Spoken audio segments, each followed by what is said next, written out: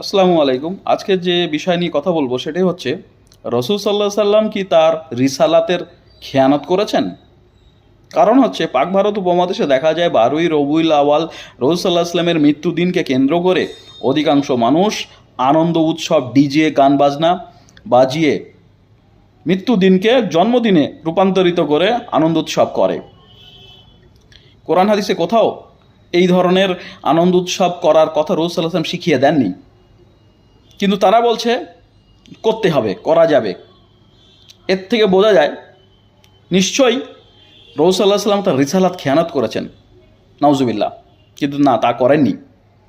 সূরা আজাবের 21 নম্বর আয়াতে আল্লাহ বলেন রসুল সাল্লাহ সাল্লামের মধ্যে রয়েছে উত্তম আদর্শ, কিন্তু তাহলে পাক ভারত উপমহাদেশের মানুষ কেন এই দিনকে কেন্দ্র করে নতুন আমল ইবাদাত চালু করলো? তাহলে এর পরিণাম কি হবে?